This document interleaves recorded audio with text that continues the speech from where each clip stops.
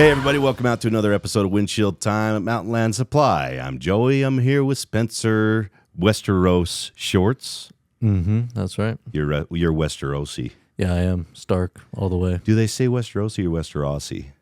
I guess it depends on where you're from. Yeah, it depends on the accent. What if you're from Casterly Rock, what would they say? Westerosi. Okay. I gave you way more than like 4 words on that one. Well, we can go more. You're welcome. We're also joined by Dustin McGee. Welcome aboard again, bud. Thank you. Good to be back. We were talking, obviously, before the show about Game of Thrones, and obviously, Shorts is a huge fan of that. Yeah, that's pretty obvious.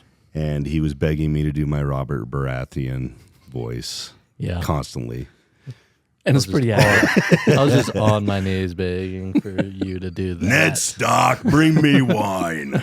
That bull couldn't get me, Ned. He tried, but he didn't get me. Yeah, that's what I wanted. That was the clean version, too. That was and then good. he dies, and it's like... It's awesome. Robert Baratheon. Where See, are you're we going to have going to with watch that? this episode. I've read those books. And they follow the story pretty well, because I've listened to the books. Yeah, but the books was the point to segue you into. Okay. So say that again. Good call. Say that again. I've read the books. Oh, speaking of reading books, Yeah. good books, McGee has been doing a book club with his IT department. And which book have you been reading? So this one right now is Extreme Ownership. By Oh, man. Jocko Willink Jocko and Leif Babin. There you go. Awesome book. I Very good love that book. Yeah. And I joined your level 10 last week. Yeah, it was last week. Yeah. Honestly, I loved everybody's insights. Yeah, they get deep. They want to talk about it. They want to explore other people's ideas and opinions. It's a lot of fun. Well, I think that's the coolest part of, call it a book club, whatever you want to call it, right? Yeah, we didn't have another good name for it. Yeah. But if you're all reading the same thing together and you're all sharing your ideas, you learn a lot about one another. Right. You know, and you learn kind of where somebody's mind immediately goes with a concept. You know, some people go, some people get defensive about it. And they're like, honestly, I didn't like that. You know, I didn't like where that went. Or some people really quickly embrace it. Some people apply it quickly. Some people will never apply it. So it's kind of fun to see how different people react to an activity like that. Right. At the beginning of the year, we did Radical Candor by Kim Scott. And which is a freaking good book. it's a really good book. And, I mean, all on feedback. Yeah. Giving it, receiving it, applying it. Yeah. And I think we applied it too well at the beginning. Yeah. I mean, that can be a little dangerous. Right. Yeah. A little radical. Right. Yeah. We just, anytime in any of our meetings, one-to-ones, we just gave each other radical, candid feedback. Yeah. And they got a little bit extreme. Yeah. Use that word too. But it was good because it was needed. It was necessary. So moving from that now to extreme ownership, to your point, we're reading these different philosophies and management strategies. And we went over, I think it was called Move and Cover. Move and Cover. And that one hit me a little bit differently in the book because I could see it physically, how they had to do that. And then I could see it, how I could use it now in how I work. Yeah. And this book it's come alive for us on how we can actually apply the different leadership skills, the principles. It's been really cool. I love that book, and I love the concept of it doesn't matter what happened, you own it. And I even use that in my house. My kids obviously they all haven't read the book. I'm trying to get my oldest to read it. Oh yeah. But the concept of just owning something, like even as simple as making your bed, putting the dishes away, walking past a piece of garbage, walking past a shoe or a sock that's been tossed in the middle of the room, just those things. Like they always say, well, it's not mine. Yeah. It's so-and-so's. She's the one who put it there. Okay. But you have arms and you're still able to pick something up. So you can take ownership in that. Right. And that honestly, I wouldn't say it changed my life, but it definitely made my life more rich. Yeah. Ever since I read that, I don't know, 4 years ago or so. And I think there's another one that I read at the same time that was along the same vein. Just, you know what? it doesn't matter if it was your problem or not. If you see it, it's now your problem. Right. And you have a responsibility to act. And I love that. I love it, especially as an employee-owned company. You know, if you walk past a discarded full roll of packaging tape and it's just sitting there waiting to get run over by a forklift, that is your responsibility to pick it up. It doesn't matter if you put it there. Mm-hmm. If you see, you know, straps that aren't tied down on a truck and they're about to take off, that is your responsibility to stop them and say, hey, did you miss a strap? Right. You know, and it doesn't need to be an indictment of somebody or their character. You know, they didn't fail everywhere. It's just, they missed something. Yeah. So it's your responsibility as a fellow owner to help them out. Yeah, at the beginning of the book, it talks about egos and how to set that aside. So that goes right with what you're saying. If you can put aside your ego and say, hey, this is for the greater good. This is for the whole company. Yeah. Saving pennies on picking up a piece of tape, or, in the long run, how this can affect a truck if we ran over it and get stuck and whatever it does to the engine. Right. That, and then there's a mantra I heard years and years ago, but it applies here. It's, if not me, then who? So if I just walk past it, who else is going to take care of it? If I don't pick it up, is everyone behind me not going to pick it up? Yeah. So I love the ownership part of that, how you were explaining it. Yeah. All of us pitch in. We all make this better. I love that. If not me, then who? You know who said it? I don't. I heard it years ago. I said, yes, let's say that was me. Dustin McGee. You heard it from the source. Right. I love that one. Yeah. It also reminds me of one of my favorites, and I have it written on my board, actually. It's amazing what you can accomplish when you don't care who gets the credit. No, that's Harry S. Truman. I love that quote. That's cool. And that's the ego thing, right? Yeah. It's like, it doesn't matter if people know that I did it. What matters is that it got done. Yeah. And then we all get to celebrate in it. Yep. Long term. Yeah. And it's interesting what you can do when you really don't care about getting any credit. Mm-hmm. How many people you can help and how you can watch them grow. Right. We were talking about with Dallin. He was just in here recording a podcast, and he was talking about how rewarding it is to see his team embrace something. And I think the book club is an example of that. Oh yeah. To see them embrace something and to take off with those concepts. Your ego has nothing to do with that, right? It's that they caught on to something and now they're going to apply it to their lives. That's, in my mind, there's nothing more rewarding than to see somebody be successful. I agree. Especially if you had even just a little hand in it. Right. Yeah. There's a section of the book where Jocko explains this, what just happened in this scenario where they accomplished their goal, their operation, and now they had to get back to the rest of the team. And they had these snipers, covering. And anyways, he made the call that he had to make at the time, which is going against all their SOPs, and we're like in SOP season right now, trying to build those out. And so that was another thing that caught my attention. So I wanted to see how this would work. So SOPs, follow them every time possible, but then there's those few exceptions that you're going to have to deal with it, right, and move on. Call an audible.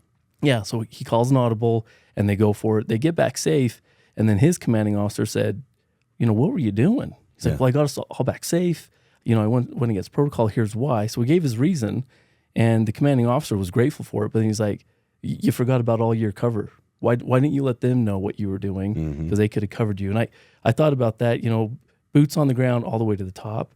Each of us have another team that really wants to support us. And that team can help give us more resources. And that team above them can give more resources and support. And I feel like we're already doing that here at Mountainland. It's just that gave me this really, that idea as well. The commanding officer just said, what could have you done better? He did it perfect. Everyone survived. But what could have you done better? And he was able to see it, push aside his ego, say, hey, yep, you're right. I could have done this. Yeah. It was cool. I think having collaboration is one of our core values. I think that's the importance of it. Yes, you can call an audible. They're called standard operating procedures for a reason. When things fall outside the standard, you as a leader have to make a decision. Yeah. Right? And if the intent of the mission is that all of his people came home safely, he definitely satisfied the intent. Right. But how many people were relying on him to communicate that? And now they're wasting their resources because they still think that he's depending on them. Right. Because he didn't communicate and he didn't collaborate with them. Right. And I think that's really the spirit of that. It's like, that's awesome. Great job. Pat on the back. We could have used a heads up, you know? Very, yeah. And that happens from time to time, you know, and, you know, I don't ever get angry about it, but it's like, yeah, well, if you could let us know, that'd be great from here on out. Oh, yeah. Just add that last component to what you did, and I will never have anything to complain about. Right. Oh, yeah. Agreed. The next book in that series is The Dichotomy of Leadership. Have you read that one yet? I haven't. No. So the interesting part about, and he wrote this book because of it, extreme ownership makes you believe that you as a leader have to own it all. And that's not the intent. The intent is that you help others own it as well. And that's the dichotomy of leadership, is that you have to, yes, you're owning it ultimately because you are the leader, but you have to have others owning portions of the process and then help them rise up and be leaders themselves.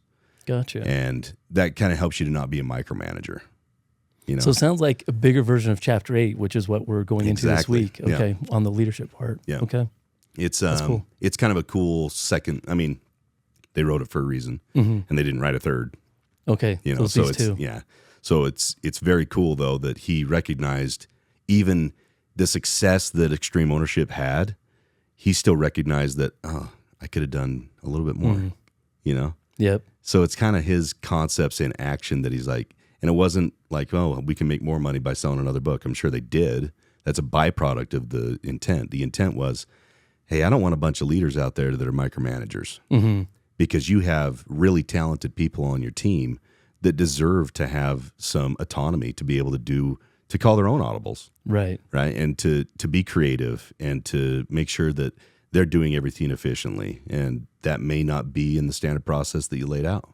Yeah, good point. And that's how processes get refined, is with people using their talents and their creativity and then sharing it. Yeah. Not operating within a silo, but sharing it with others and say, hey, I found a better way. I built a better mousetrap. Right. Now we can all use it. And I love that concept is in action in your department. That was really fun to see, and seeing the whole team embracing it. I loved it.